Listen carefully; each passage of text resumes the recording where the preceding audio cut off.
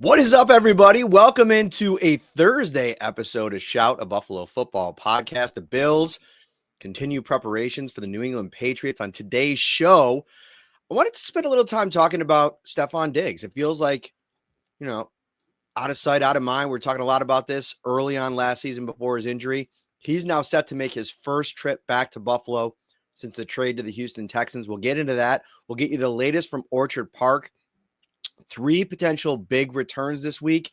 The linebacker situation is a little bit up in the air. We'll talk about that on the show as well. And then James Cook, a big day for him, named AFC Offensive Player of the Month. We'll get into that a little bit as well. Ryan Talbot, how are you? Hey, I'm doing great. Excited to talk all things Stefon Diggs and Bills. What's your week like? What's going on in the world of Ryan Talbot? Let's start there.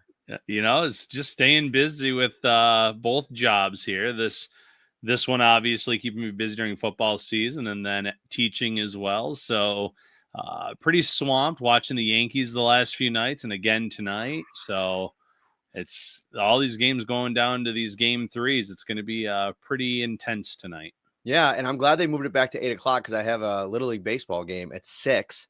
So that would have been a little bit difficult to keep tabs on the game while trying to, coach what I think is our last fall ball game of the season, which is, Man, you think about it, it goes so fast between house and travel over the months. It's like fall and spring. You're talking about maybe 70 games. And then all of a sudden you get to the end of it and you're like, oh, wow, we'll have to put this down for the winter. But a lot of baseball on the docket today.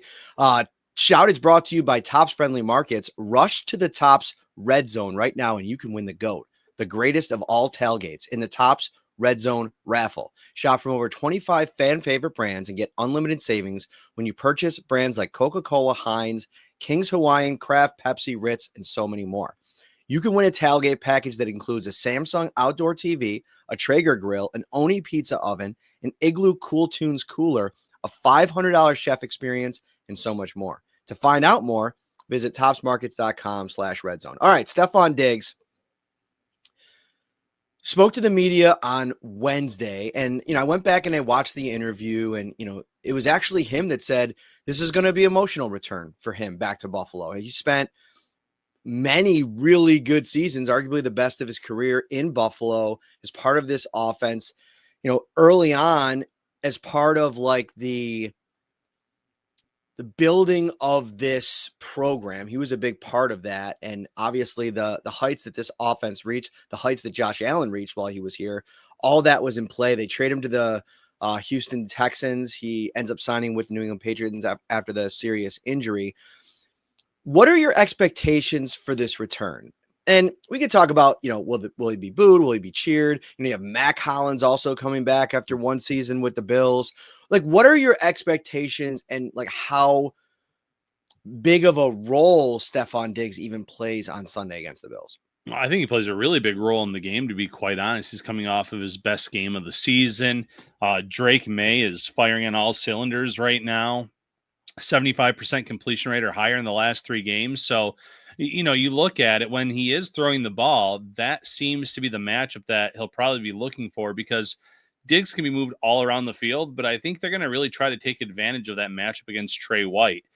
Christian Benford is going to go against Keyshawn Boutte, and then you're going to have, you could move him into the slot if you're Diggs, but I think that's an advantageous matchup if you're going to throw the ball. So I think he plays a big factor. I think the Patriots test the Bills' run defense as well, obviously. But in terms of the passing game, this is I don't want to call it a Diggs revenge game. It's not revenge, but just kind of to show, I still have this, or I still have it. He's not out of his prime, maybe. That serious injury definitely put some, doubt into my mind whether or not he'd come back. But he looked really good last week. So right now, you take a look at the Patriots wide receiver room. You have Keyshawn Boutte at 75% of the snaps, Mac Hollins number 2 at 57%, and then there's Diggs at 55%. And taking a peek through his usage through the first 4 games, and it's been, to your point, moving him around all over the place. 70% of the snaps out wide in week 1, and then slot heavy in week 2 and 3, where he was up over 55% of his snaps out of the slot. Last week against the Carolina Panthers was his lowest amount of slot snaps since the opener against Las Vegas. And I think to your point, this week against the Bills, that's playing into the strength of their defense. When the Bills play their nickel package, I mean, Taron Johnson against whoever you line up in the slot, I think you're comfortable with that matchup. Maybe getting him on the outside and working against Trey White. And I don't know, I have a little bit of I'd almost welcome that if I'm the Bills. And that might be surprising to hear on your end because you've been very critical of Trey White's play, and rightfully so, over the first couple of weeks. But why I like this matchup is these are two guys that have spent so much time together going against each other in practice. I feel like if anybody knows how Stefon Diggs ticks, Trey White knows it better than anybody. And I think that putting him in a prime position to maybe defend against a guy that might not be the scariest matchup in the world, but also has the kind of name recognition and confidence building potential for a Trey White, I think you're excited about that. Here's the thing, though, that this matchup comes down to, and we'll get more into this when we get into it on Saturday at our live show at Wingnuts. More on that in a little while. This is an offense for the Patriots that it's begging to make mistakes, right? Like it is out there every single series. It feels like watching their games back where there is a chance that one of those plays is going to be a turnover, which is going to be I will say at the same time, Mike Vrabel with a fourth, I went back and watched the Steelers game, a 4th and short from his own 20-yard line. They go for it and get it. They're going to be a team that comes in here on the road and takes chances, which I think kind of plays into the identity of this team. Is they're a little bit of a chance-taking team, and sometimes that goes in the wrong direction. But I agree with you. I think that Stefon Diggs, his return to Buffalo, I think there's going to be a mixture of boos and cheers. I think there is a large portion of the fan base that appreciates what he meant, what he did while he was here, but also with the way that this thing ended. I still think that there is a lot of, I don't want to say anger, but just annoyance amongst the fan base with the way that it ended, still not understanding what actually went wrong. And there's probably a lot of Bills fans that are going to let him know that. Right. Ruining a good thing. I mean, they both benefited, that being Diggs and Josh Allen, from that relationship. And, you know, there was talk during that time that Diggs helped make Allen, and that there was the whole "are you sure" type of comment right before he was traded. Allen has gone on to win the MVP. He's been phenomenal. Diggs obviously had the injury, so not fair to really judge what he's looked like post Bills. But yeah, if you're this fan base, you had such a good thing going, and the way it ended, it leaves a bad taste in your mouth. So I think it's going to be, 80, 85, 90% boos, maybe 10% cheers for him, which is going to be funny because on the other side, you have Mac Hollins, and I think he's going to get just a rousing ovation from this fan base because they loved the guy and what he did last year. And he wanted to come back. The money just didn't match up with what New England was offering. So I don't want to downplay Mac Hollins' importance because he made some big plays for this team, blocking and pass catching, but it wasn't anywhere close to what Stefon Diggs brought to this team for the time he was here. And yet you're going to see two completely different reactions, in my opinion. We have a super chat here. We'll bring it up. Why is Joe Buscaglia recommending to trade Knox? And I want to bring this up because it's interesting that you asked this question right now, Whiskey over on YouTube. Thank you for the super chat. I was just having a conversation about Dawson Knox earlier this afternoon at the after Bills practice. And I think you're referring to a recent story that Joe wrote about Jackson Hawes and his usage and everything like that, and what this actually looks like long term. And like, I don't know if like necessarily trading Dawson Knox is the answer right now. He's on the roster. I don't know if I necessarily agree with that, but I think if we're talking about Ryan Knox's future in this offense, it definitely has become a lot more murky with the emergence of Jackson Hawes, because right now you come off of a game last week against the Saints where Hawes was the tight end with the most snaps in a group that involves Knox, which got paid, right? Like, you got this huge extension. You spent a first-round draft pick on Dalton Kincaid, and you're sitting here in week 4 against the Saints and playing Jackson Hawes more than both of those guys. So I saw the headline that Joe wrote, why he's the future at the position. I don't necessarily push back against that. I definitely think that Jackson Hawes is going to have a huge role in this offense this season and moving forward. but I wouldn't trade Dawson Knox, even if it gives you some type of financial benefit or Right. brings back another player, because the 13 personnel package that they've leaned into so much has been so successful. And I think the toughness and versatility of Knox helps you. Does he leave you wanting more as a pass catcher at times? No doubt about it. But I do think there's a conversation worth having, Ryan, and I'll ping it over to you here. You look to next season, and it's, I believe, somewhere around a $17 million cap hit on Dawson Knox because of the pushing the can down the road and all the things that they've done to that contract since the extension. You can get, I think it's $8 million pre-June 1st, $12 million post-June 1st by moving on from Knox after this season. Is that something you're starting to eye and maybe consider as part of this offense moving forward because of the emergence of Hawes? It's something I absolutely consider. I just wonder if there's a restructure, some kind of work that can be done to make both sides happy. I think Dawson Knox, in an ideal world, would love to retire a Buffalo Bill. I think that he means a ton to the locker room, a ton to Josh Allen. I know that he has not lived up to the contract, not even close. The Bills, some contracts they give out based on projections of athleticism and other traits, and they work out great. Others not so much. And from just a production standpoint, it hasn't been there. He's been terrific as a blocker, but not so much as a pass catcher on a consistent basis. That being said, I just don't see a scenario where that plays out this year. Next year, though, the conversation at least could be had because you are in some tight spots now. You just extended 4 guys this offseason. You gave Allen another pay raise. You have other guys down, not even down the road this offseason that you want to probably try to re-sign in this offensive line. So it keeps getting more and more difficult if you're the Bills. You can't keep everyone, and you may have reached your ceiling with Knox. But this year with the 13 personnel, I don't see it. I'll give a spicy trade candidate back to you, though, maybe that I think the Bills should consider. Ray Davis. Ooh. Look at all the injuries around the league right now at running back. And I'm not saying you're going to get back the same pick that you ended up getting for him. You're probably getting a day 3 pick, or maybe you can get a player back. But Arizona, for instance, they've lost now their top 2 backs of the season. They're at the Michael Carter and a pass catching back. They have some other guys in the works. Maybe you swing them over there if there's a player that you can get back in the deal. And you have Frank Gore Jr. on the practice squad that they were very high on, and it was very productive. Would you really be getting a massive drop off at running back 3 if that was the case? No, and I get where you're coming from, and if it's for a day 3 pick, I'm probably more inclined to consider it if you're getting back somebody that you could think can make an impact this season. Maybe somebody that's better. Yeah, a player would be better. I'm not as interested in that piece of it. And you mentioned Frank Gore Jr. There's also other options out there. I think I'm looking them up right now.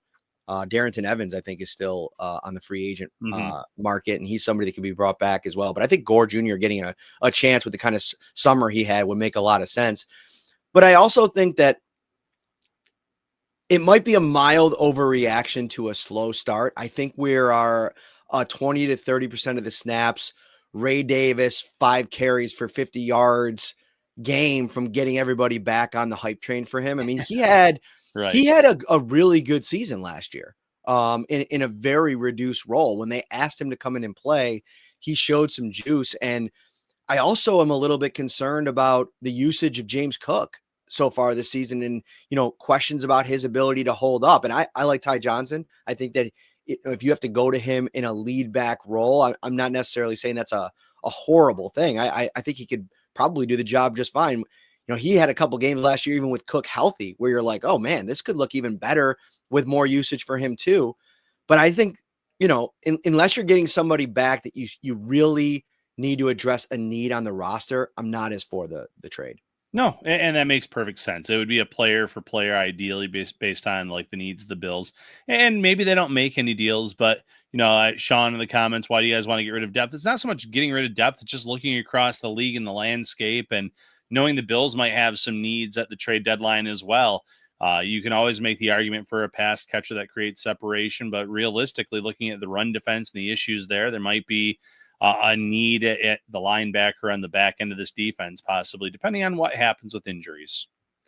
Thank you so much for watching here on Thursday, October 2nd, Bills and Patriots, Sunday Night Football. I cannot wait. Before we get to Sunday Night Football, though, we have a big night Shout Live is coming back to the airport location, 4300 Genesee Street at Wingnuts this Saturday night. Come on out, hang out with Ryan and myself. We'll eat some wings. We'll drink some beers. We'll talk Buffalo Bills football. It's going to be a great time. And this one, no Mitch Morris this week, Ryan. We're going to bring fans onto the show.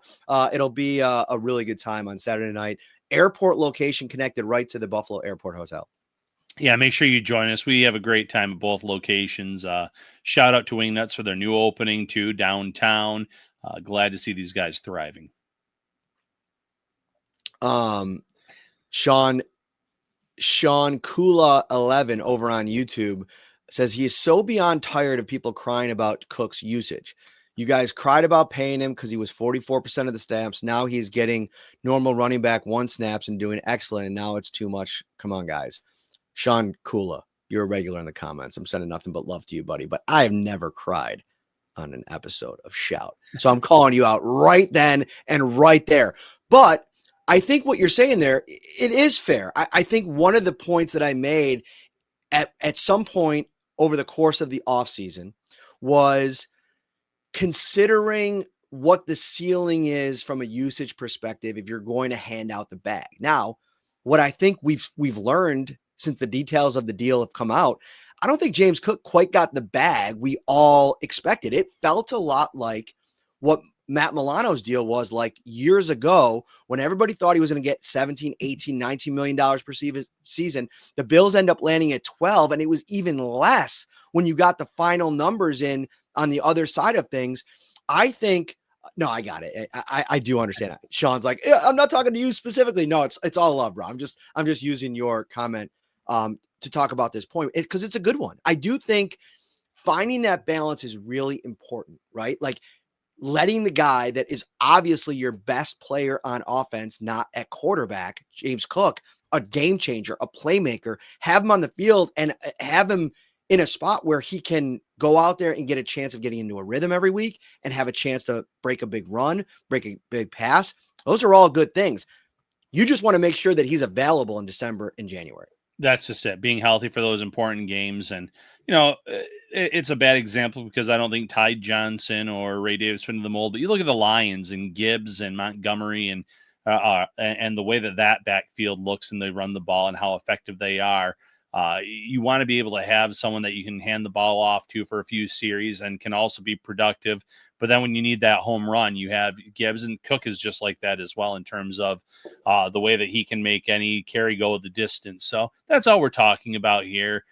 He has been worth every penny of that deal. We've said that multiple times since with the way he's playing and coming off of the Offensive Player of the Month award. All right, let's get into this injury report for this weekend, Ryan, because a lot of moving parts here with Ed Oliver, Matt Milano, and Spencer Brown. All have been out for different amount of time, but they all missed this most recent game. All 3 returned to practice on Wednesday, both limited yesterday and today. If you go over to my X account, at Matt Parrino, you could see all the videos that I put out for all 3 over the last 2 days as they kind of work themselves back. I think Oliver today looked like he was pushing off the ankle pretty well. I posted a video of him on a sled drill. Getting him back this week against the Patriots from a pass rushing perspective, it's absolutely massive. And I think that there's a chance he could play. Now, if I'm ranking the 3 of them, who's the most likely to return this week, I'm probably going with Spencer Brown. He looked really strong today. Matt Milano also in pads yesterday, so he's probably progressing in a pretty good way. But I do think there's a chance for all 3. Yeah, I think Spencer Brown, like you said, I mean, there was talk last week that he might be good to go for that matchup, and it didn't come to fruition against the Saints. But I think there's a good chance he plays in this game. And then Milano and Ed Oliver are both a coin flip. I mean, I could see both returning this weekend or next weekend, but I could also see the Bills saying, let's push this to the bye if we can, or post-bye, that is. Make sure they're really healthy. It's funny. We haven't seen Ed Oliver since week 1, and you can make the argument for him being the defensive MVP of this team based on the impact plays he made against the Ravens and how bad it's looked at times for this defense in terms of the run defense, getting after the quarterback on a consistent basis. It hasn't been there as much, and it really does show his importance over these last few games, although the Bills are finding ways to win. Oliver, to me, he is the one that I think could potentially have the biggest impact on everybody else around him, including the linebackers. Like in that Steelers game, you saw on the inside what Derek Harmon and Cam Hayward meant to that D line. Without Ed Oliver in this game, consistently you worry about Drake May, the runner, of course, but you also worry about the Bills' ability to consistently get pressure. They sacked him, the Steelers did in that game 5 times. And I feel like through 4 games, there hasn't been that kind of effort from this defensive line. There's questions about how healthy Greg Rousseau is. He talked this week about just, the coaches challenged him last week. Sean McDermott said earlier in the week he hasn't had the kind of season that I think most people have hoped for. But it's still early. They need a big-time game from Greg Rousseau at some point. This would be a good game to have it. I think having Oliver out there would be helpful in trying to get him to attain that. Yeah, that'd be massive. And, throughout the game, you want to see more consistent pressure, sacks, etc. The Bills had a few last week in the end of the game when it mattered, Epinesa and Bosa with some good plays. But Ed Oliver would certainly help with the consistency over the first 3+ quarters where they need to make those impact plays from time to time. The linebacker situation is the most interesting to me because Dorian Williams, who had a knee injury in the last game, Shaq Thompson came in. I almost said Shaq Lawson. Thompson came in place of him on the second last drive. Then they went to the dime package. He has not practiced this week. And so usually that you miss in the first 2 days of practice, you're very unlikely to play in the weekend's game. And, of course, you have Matt Milano coming back, but he's obviously dealing with the pec. So if he is up, is he able to go 100% of the snaps? I thought Shaq Thompson looked really good in the limited amount of snaps that he had over the weekend. But that's another factor here. And it's something we talk about every year with these 2 linebackers, Bernard and Milano, going into the season, like getting them to a place where they can play together for multiple games, get accustomed to the communication factor and all those kinds of things. The Bills haven't really been able to get settled into any kind of momentum there because it seems like every week there's an injury at linebacker, and Bernard was banged up in the summer. Yeah, it's a worrisome position right now because you mentioned Dorian Williams, Matt Milano trying to work back, Bernard, the injuries there and the history. You worry about what it could end up looking like this weekend if, even if Milano plays, probably not at 100%. So you're going to be leaning on Andreessen to step up, Shaq Thompson to step up. You might have to elevate a Jimmy Charlo from the practice squad. The Bills have other options or have options in terms of whether they do that or not. But it's a position where, we went back and talking about the trade deadline. Maybe you acquire a linebacker at the trade deadline just to further your depth if there's more concern about the injuries and being dinged up there. Because that is an area where you want to see these guys out there, but history says they're probably going to get banged up. And that includes Shaq Thompson, who's been very healthy here in Buffalo, but the last few seasons in Carolina missed a lot of time due to injuries. So it's a concern right now. It's a position that's maybe flying under the radar in terms of how important it might be to add another linebacker because of the injuries and what we know of this roster at this time. What are some of the other, I don't want to say Patriots specific concerns. Like we talked about linebacker, obviously you're on the record at CB2. Where else are you looking at with, the Patriot or the Falcons by Panthers and then obviously the Chiefs on the horizon? Are you looking at this roster where you might have other concerns? No, I mean, it comes down to run defense for me. I need to see that get fixed. I know New England doesn't have the greatest running backs in the league in terms of who the Bills will play this year, but they have 3 really capable backs. And Ramondre Stevenson, I know he has the fumble issues, and maybe the Bills can punch one out this week against him and create a turnover there. Travion Henderson, big fan of his game. He hasn't had the start to the year that you would expect, but this is a good matchup for him.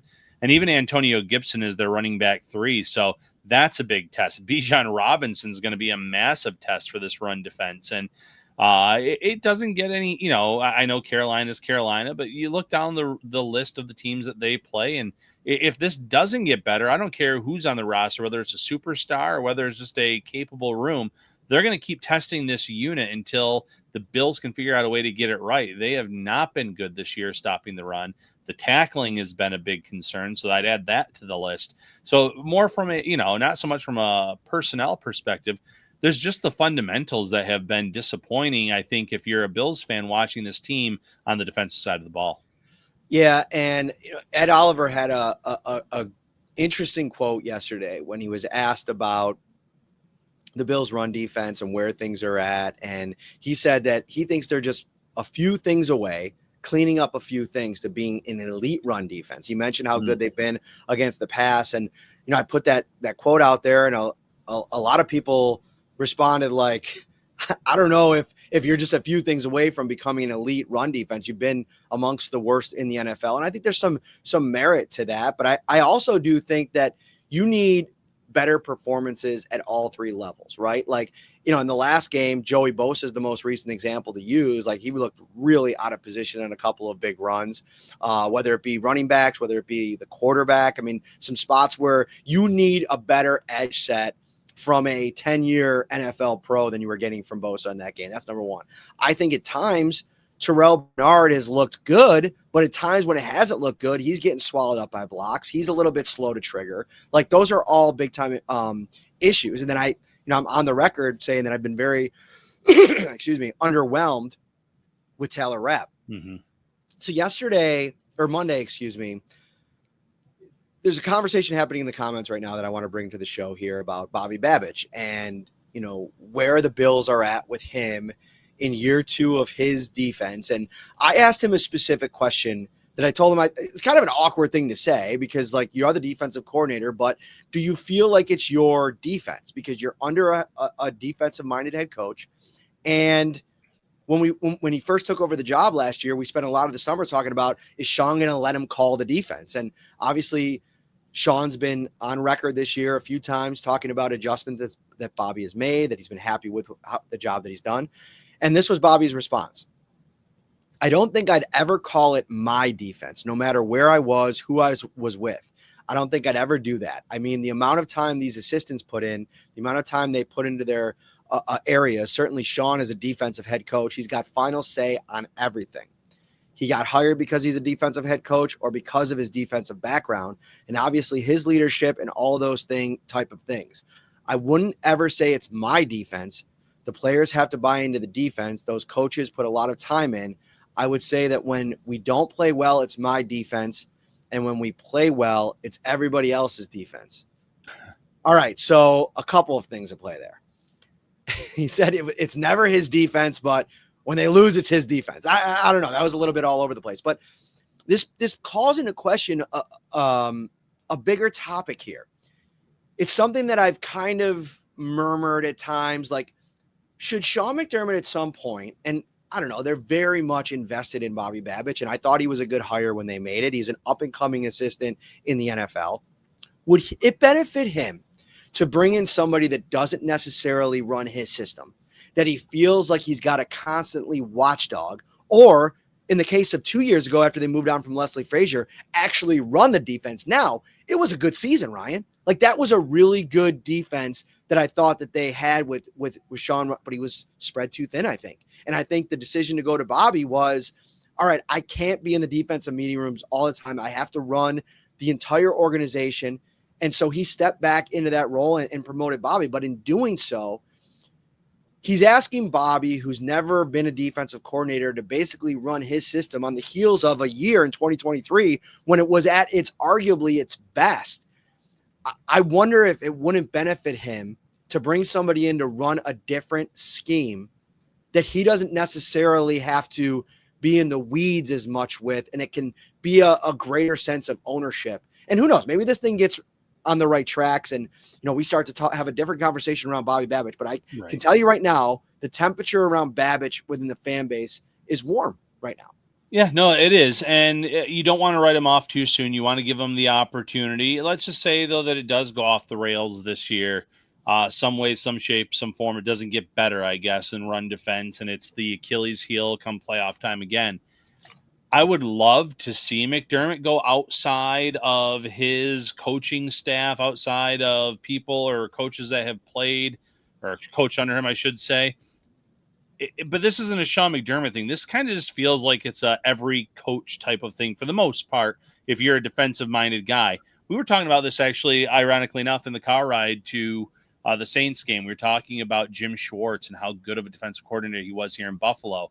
The Bills when they hire Rex Ryan, though, Ryan doesn't keep him aboard because he wanted someone that was going to run his defense, and it would have been a complete different system and style and personnel.